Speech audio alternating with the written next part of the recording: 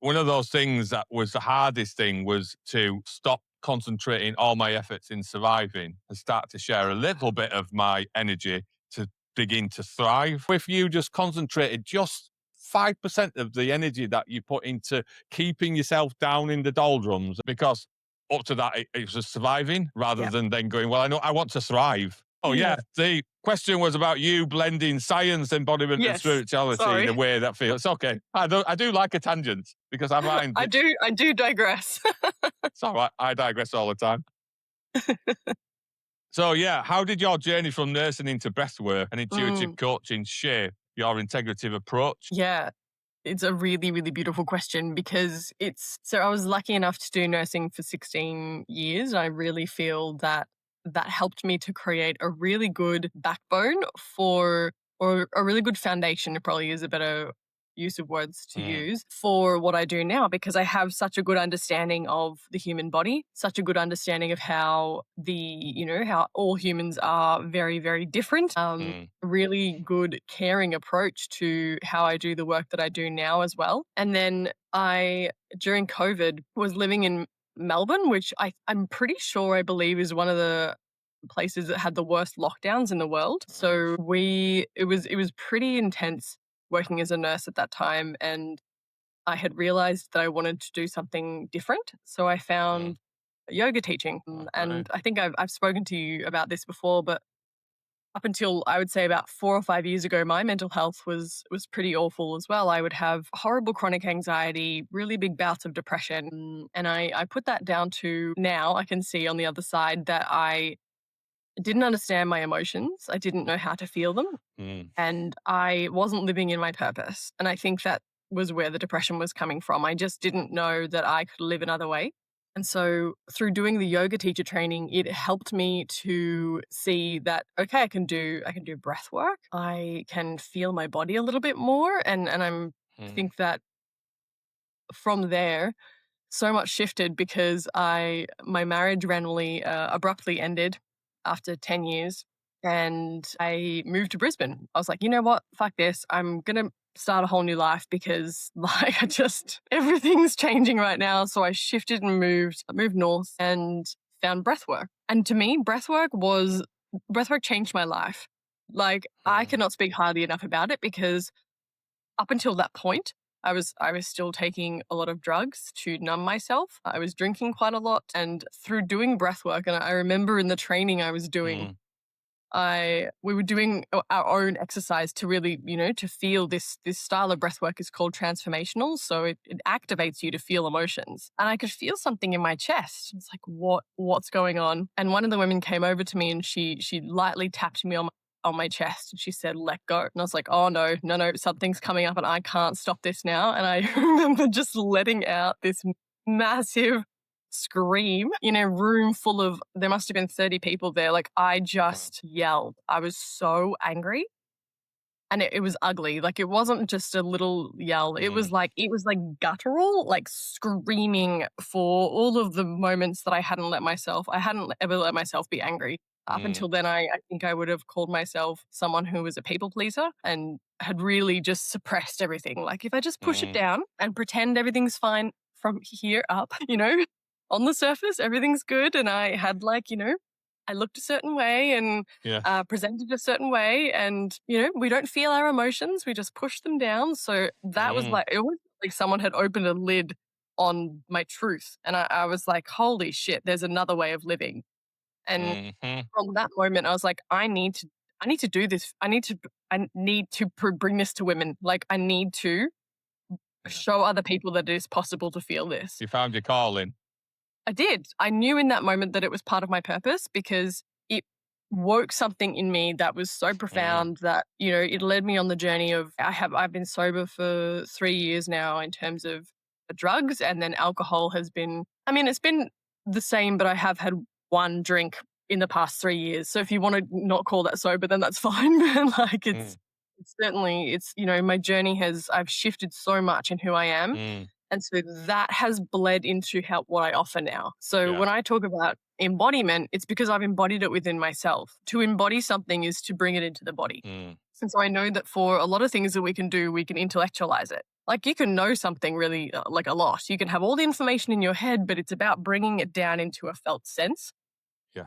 So what I offer now is all from lived experience and is all from my own learnings and unlearnings and unravelings. So that's how I bring it all in. That's how I will Yeah. combine all together is, the nursing stuff. It's the foundation of the knowledge that I have. The Mm. yoga and the breath work and the intuitive work is all from, yes, my studies, but also, okay, I've done it. I've lived it and I will Yeah. continue to do it. I have my own practice that I continually do as well for myself. And look, that's not to say like I really want everyone to hear this that like Mm. I'm not saying that I'm a perfect human that has it all figured out Mm-hmm. and that's over some kind of imaginary, like, I'm not saying I'm on the other side of something and I've made it. Like I certainly, I'm a human. Yeah. I'm continually learning things for myself, but I've certainly, to me, it feels like I have made it over a big hurdle in life of Yes.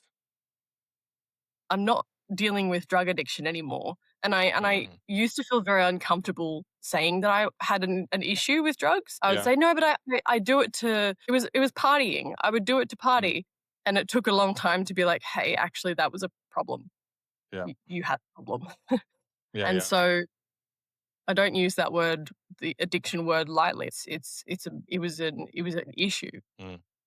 to have overcome that, to be someone who now feels my emotions very freely and maybe probably a little bit too much. I'm someone who talks about things now, who doesn't just ignore them. I'm someone who goes after follows their passion and their purpose Mm. and who has a spark within them. So I really want people who are perhaps uh, wondering what the hell they should do with their life or feeling like they are a bit lost or, to know that there is possibility for you, that there is. I don't want to say it like there's a light at the end of the tunnel or anything, but Yeah. it's I like, see. I know what you mean.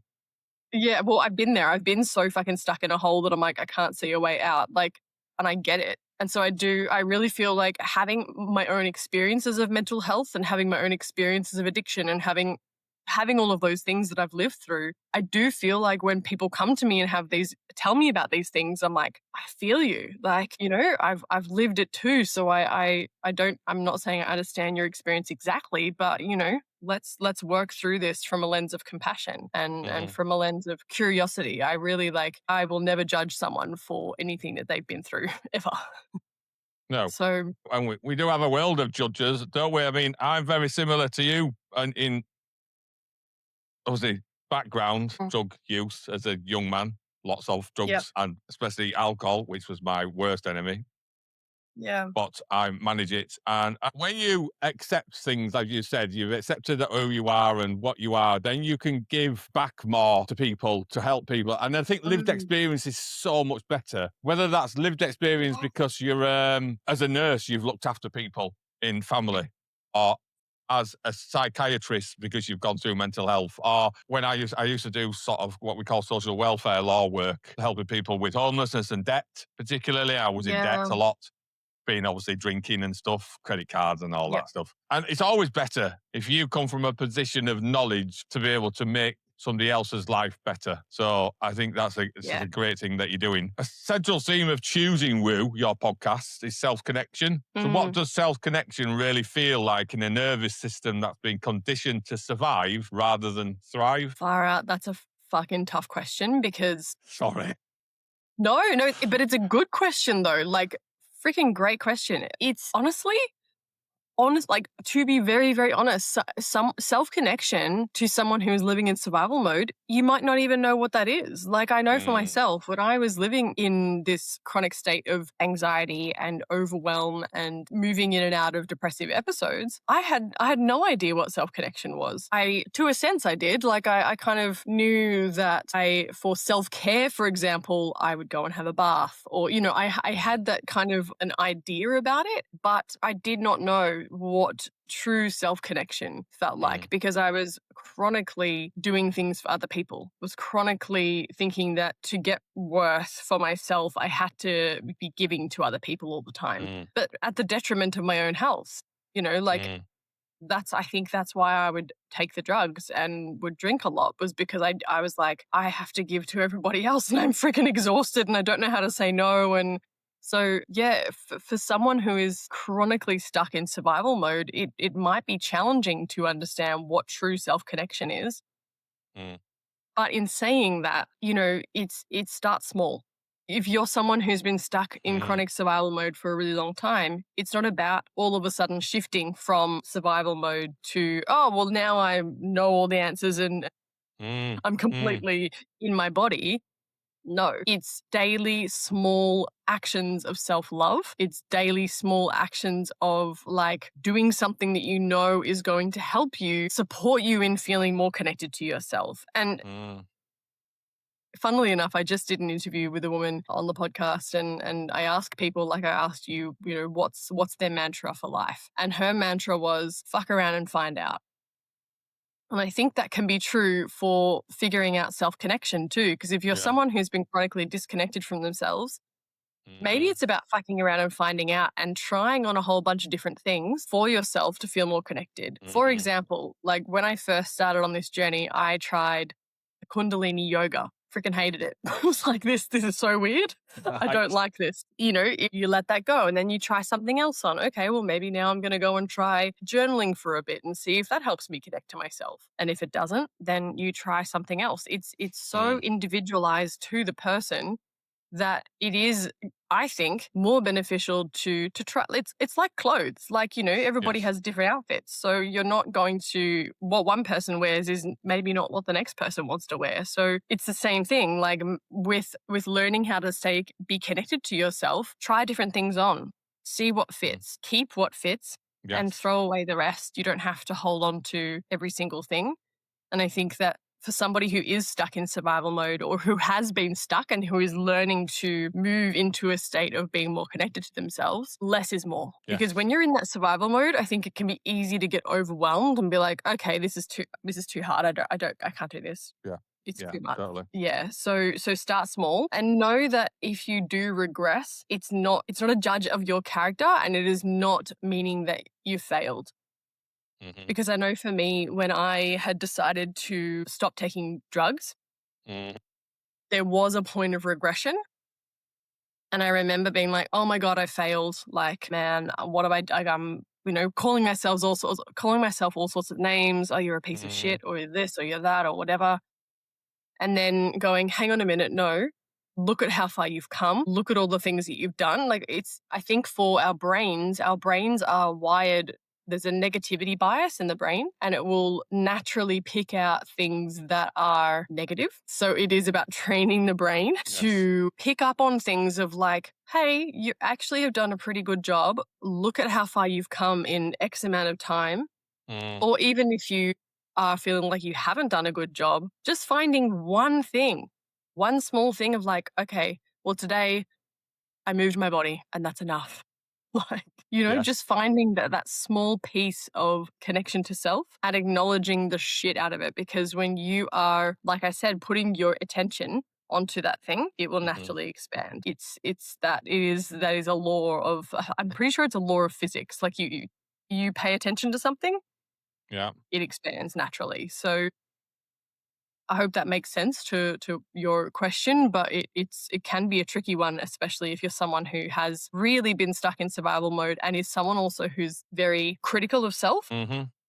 Then that can be like, whew, that can be a challenge to stay connected to self for sure. It is, and it's. I remembered when I first started my therapy.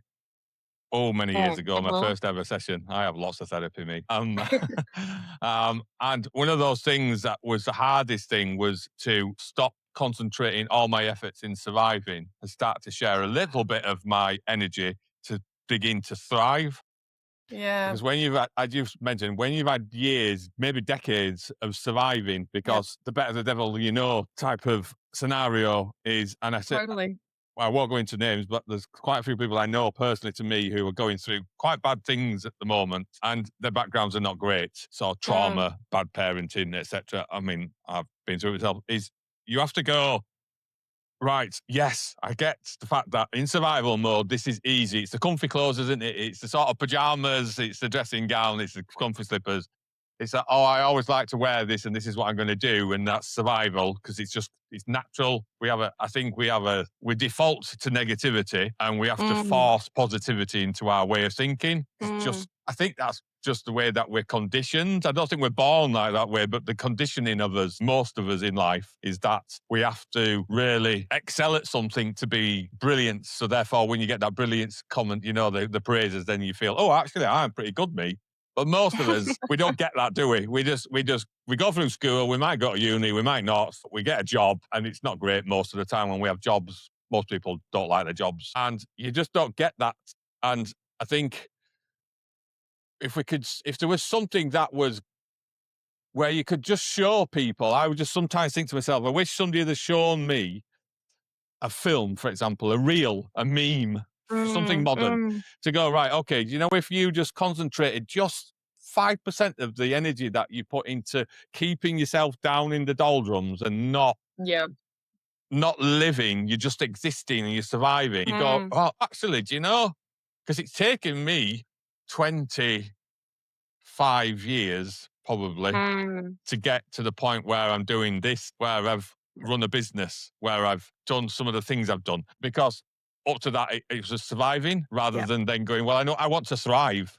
Well, there's a lot of people that really struggle with that. So I get completely what you say. It's a big problem, I think, for people with everything else going on in the world. It doesn't make it any easier for people because you just, right, what have I got to do to get through today? Mm. Got to get up, got to go to work, got to pick the kids up, got to get the dog from the vets, whatever, rather than getting up and going, right, so what do I really want to do today? That's, I think, when we thrive better. Like what you said, that your partner goes for this group. That's thriving.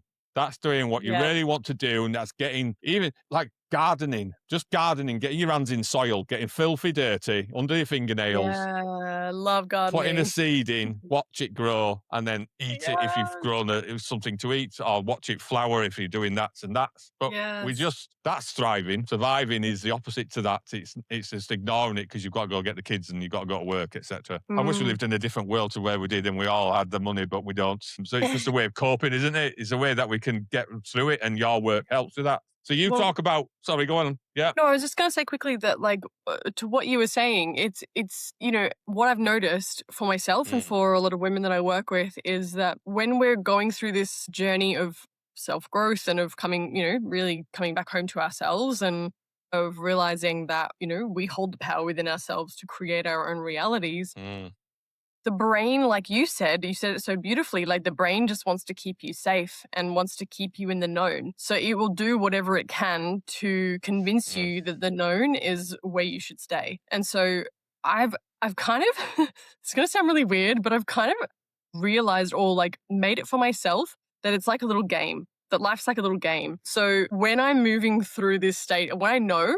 I've realized for myself, when I'm about to expand into a new version of myself now, or a version of myself that feels more connected, or there's something that's new is about to drop in, I notice that my brain starts to tell me the worst case scenario. It will, like, all of this stuff starts happening in life. I get really self-critical. My brain goes back and starts ruminating and being like, mm, remember that thing you did like 6 years ago? That was horrible, wasn't it? Like, you are so awful. And mm. I've picked it up now, and now I'm like, I'm onto you, brain. We're about to expand. We're about to move into a new version of self. Okay, cool. I know this now. So Yes. now I have the strategies of, okay, I'm going to up my breath work for a little bit. I'm going to do more dancing or things that bring joy into life. I'm going to do things that Mm, are the complete opposite of what my brain wants me to do. Because in that moment, I know now that my brain wants me to wallow in my own misery, to feel sorry for myself, to self-flagellate, to mm, deprecate, to, that's what my internal voice is mm, telling me that I should do. So I do the opposite. I go and be in community. I do my mm, dancing. I do things that bring joy. I literally mm. do the opposite. I show myself so much compassion and I move through things so much quicker now because you can pick it up. You're like, aha, I'm onto you, you little sneaky thing. Yeah, We're yeah. not doing that dance anymore. No, no, no, And, no. and, and self-awareness, that is, there's a lot of people. I we're just a lot of people who are just, I think we've had so many years, decades, in fact, of being downtrodden. The masses have, all of us haven't. There's a large amount of us that are downtrodden, and you're sort of, this is, you're oppressed or whatever you want to call it, under the thumb. We're not allowed to be self-aware of ourselves, and we just got to be programmed to be workers or whatever. Mm. And it's really hard because I've got a background with mental health as well because of trauma as a child, and I'm now finding out I'm neurodivergent, which is a whole new opening for me. I'm in a new Yeah. chapter of my book. It's almost like another coming out for me, sexuality coming out, Yeah. and now I'm coming out as a neurodivergent. So Wow. I always do look at life as a book. And people will be go, oh God. But it is like a book. So I go, a good book has main characters that will run from page 1 to page 5,000 and Mm. end. And chapters go along, and you will go through bad chapters, you'll go through good chapters, and you'll have friends that would only stay for around for one chapter or half a chapter, whatever. And I always feel like it's a re-emergence of myself when I've in the past gone, oh, especially now because I've got neurodivergence. Yeah. Prognosis. Now, when my brain thinks a certain way, I go, oh, I've read about that somewhere. So I go find it, and I try and find the real, and then I read and become self-aware of who I am, because in the past, you just don't have time to do that. So you just don't know then why you are, why you ought, and what you're doing for.